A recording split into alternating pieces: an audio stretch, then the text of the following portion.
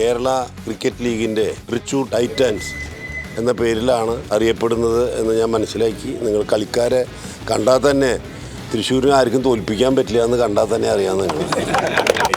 നിങ്ങൾക്കറിയാം, ഇന്ത്യൻ ടീമിൽ കളിച്ച ശ്രീ IM വിജയനായാലും ശ്രീ പാപ്പച്ചനായാലും അങ്ങനെ ഭാരതത്തിന് അല്ലെങ്കിൽ ഇന്ത്യക്ക് കോൺട്രിബ്യൂട്ട് ചെയ്ത വലിയ ഫുട്ബോൾ പ്ലേയേഴ്സിൻ്റെ എല്ലാവരുടെയും ഏറ്റവും കൂടുതൽ കോൺട്രിബ്യൂഷൻ വന്നിട്ടുള്ളത് തൃശ്ശൂരിൽ നിന്നാണ്. അപ്പം നിങ്ങൾ ഇതിൻ്റെ പ്രൊഡ്യൂസർ തിരുവനന്തപുരം ആയാലും ഡയറക്ടേഴ്സ് തൃശ്ശൂരുകാരായിരിക്കും.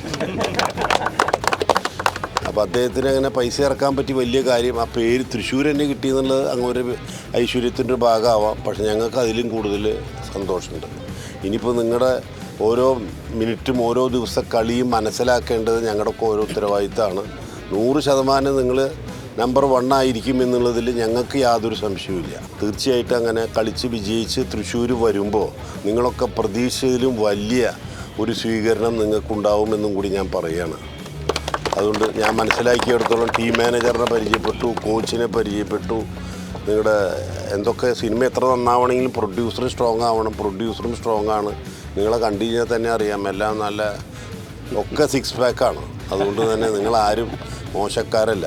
ഇനിയിപ്പോൾ 1-2 ദിവസം കോച്ചിങ് വേണമെങ്കിൽ ഞാനും തരാം. ഞാൻ ചെറുപ്പത്തിലൊക്കെ കളിച്ചിട്ടുള്ള ആൾ തന്നെയാണ്. ഇപ്പോൾ പിന്നെ പ്രായമായതുകൊണ്ട് മാറി നിൽക്കണു എന്ന് മാത്രമേ ഉള്ളൂ. പക്ഷെ അതുകൊണ്ട് എല്ലാവർക്കും 100% ഈ ടൈറ്റൻ എന്ന ക്ലബിന് വിജയാശംസകൾ നേരുന്നു.